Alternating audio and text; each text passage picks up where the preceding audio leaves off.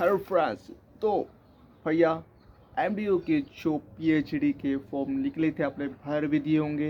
अब बात मैं बताने वाला हूँ वो ये है कि उनके एडमिट कार्ड अनाउंसमेंट कर दिए हैं ऑफिशियली। वेबसाइट पे जाके आप डाउनलोड कर लीजिएगा। 12 या 14 तारीख के आप अपने कोर्स के हिसाब से उनके अलग अलग रहते हैं भाई। डेट और टाइम टेबल आप देख लो और बेस्ट ऑफ लक, अपना एग्ज़ाम दो। और रही बात जिन्होंने अप्लाई करने के लिए सोच रहे थे कि यार मैं पीएचडी के लिए अप्लाई करूं और करने ही जा रहे थे, उसमें देखा कि यार इसमें तो हमारा कोर्स की सीटें है ही नहीं। तो भाई मैं भी सरप्राइज़ हो गया था क्योंकि खुद मेरी सीट अवेलेबल नहीं थी। तो उसमें शो नहीं हो रहा था आपका कोई भी कोर्स कि आपका सीट नहीं, आपके कोर्स के हिसाब से सीट अवेलेबल नहीं थी तो शो नहीं हो रहा था, मुझे पता है। तो आपने देखा कि चलो यार पीएचडी में कैटेगरी में तो हमारी सीट अवेलेबल नहीं है, लेकिन यूआरएस में देखें तो उसके अंदर शो हो रही थी। तो आपने सोचा होगा कि चलो पीएचडी नहीं तो हम यूआरएस में जाके अप्लाई कर देंगे। तो ठहरिए ठहरिए ठहरिए, तो बात मैं बता दूं क्या डिफरेंट है। पीएचडी और यूआरएस ये अलग अलग चीज़ है। तो भाई कौन भर सकता है कौन नहीं भर सकता है, ये वीडियो स्पेशल उन्हीं के लिए है क्योंकि मैं भी बहुत कंफ्यूजन था। और इस चीज़ के फिर मैंने उसको तह तक जाने के लिए पूरी की पूरी डिटेल देखी। तो उसमें इंटरेस्ट में मतलब मुझे 50% मुझे समझ में आ गया था कि भी क्या लोचा है यूआरएस का और पीएचडी का। तो दरअसल मैं बताता हूँ, लेकिन 50% तो मुझे डाउट था। तो मैं पूछने चला गया हूँ अपने डिपार्टमेंट में, उनसे पूछा सर जी ये क्या चक्कर है। मैं पीएचडी के फॉर्म भर रहा था तो मेरा जो सिलेबस है जैसे कि मेरा होटल मैनेजमेंट था, तो होटल मैनेजमेंट में उसमें देखा तो यार शो नहीं हो रहा था पीएचडी की कैटेगरी पे। लेकिन जब मैं यूआरएस में देख रहा हूँ तो यूआरएस में मेरा सब्जेक्ट आ रहा था, उसमें सीट अवेलेबल थी। तो मैं सोचा कि चलो इसमें कर देते हैं। मैं सर जी पूछे हुए क्या मैं यूआरएस अप्लाई कर सकता हूँ, पीएचडी में तो अवेलेबल नहीं है। तो सर जी ने मुझे अच्छी तरह से समझाया कि बेटा कि यूआरएस और पीएचडी अलग अलग चीज़ है।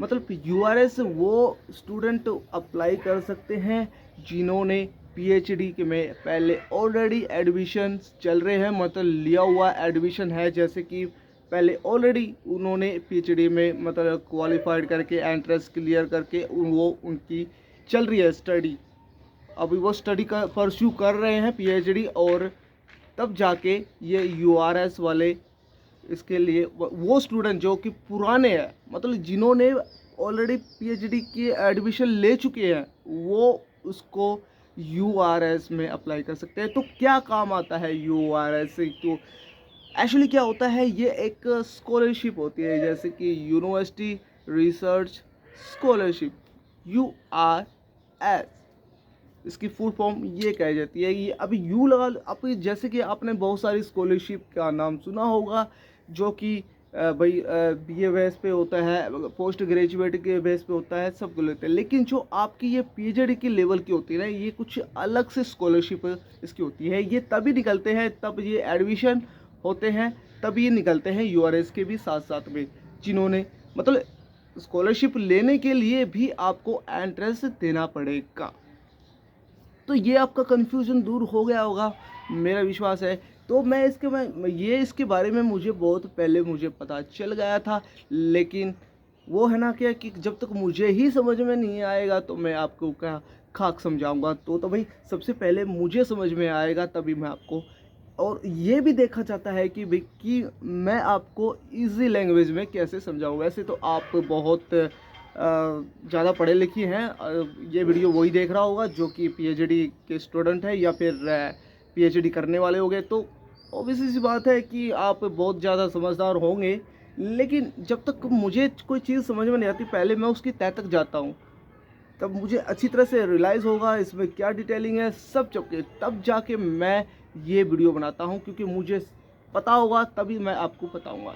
तो इसके बारे में मैं रिसर्च कर रहा था क्योंकि काम ही हमारा रिसर्च करना है कि पूरी डिटेल में जाने के लिए। तो ये जो रिजल्ट ये निकला है ये मतलब सीधी सी बात है कि यूआरएस और पीएचडी ये अलग अलग चीज़ है। पीएचडी वाला स्टूडेंट वो है जो कि फर्स्ट टाइम जब पीएचडी के एडमिशन्स के लिए अप्लाई कर रहा है वो करेगा। यूआरएस होता है जो ऑलरेडी पहले एडमिशन ले चुका है पीएचडी का, फिर जाके वो स्कॉलरशिप के लिए यूआरएस के लिए अप्लाई करेगा। तो कन्फ्यूज़न दूर हो गया। आई होप मैं अच्छी तरह से समझाया होगा। अगर फिर भी समझ में नहीं आया तो कमेंट में मुझे बता देना। मैं अच्छी तरह से मैं और भी कोशिश करूँगा कि आप लोगों को अच्छी तरह से समझ में आ जाए। तो ये थी वीडियो, और बहुत स्टूडेंट होंगे इस तरह की कन्फ्यूज़न में, और मैंने खुद भी देखा था क्या डिफरेंट है इसके अंदर। तो यूट्यूब पे मुझे कोई वीडियो मिली नहीं, तो मैंने सोचा कि ये काफ़ी हेल्पफुल वीडियो रहेगी अगर मैं बना दूंगा तो आगे चलकर। ये तो चलती रहेगी, पीएचडी के फॉर्म आते रहते हैं। तो वीडियो कैसी लगी बताना। वगैरह इससे अलावा भी कोई भी चीज़ अगर आपको समझ में नहीं आया या फिर कोई चीज़ पूछनी है तो आप मेरे सोशल मीडिया हैंडल पे डायरेक्ट क्वेश्चंस पूछ सकते हो, या फिर कमेंट पे भी आप मुझसे सवाल पूछ सकते हो। और मैं कोशिश करूँगा कि लाइव, आप एक ऑप्शन आ गया है लाइव, गो लाइव टुगेदर का ये ऑप्शन है कि आप फेस टू फेस आके मुझसे बात भी कर सकते हैं अगर आप बहुमत करेंगे तो। आप अगर आपका इंटरेस्ट होगा तो, और बिना इंटरेस्ट के तो भाई कुछ भी नहीं है, बिना इंटरेस्ट के तो भाई ब्याज पे भी नहीं आता। तो ये थी वीडियो, मिलते हैं नेक्स्ट वीडियो में। अगर यूज़फुल लगी तो भाई कर देना, बस समझदार हो आप।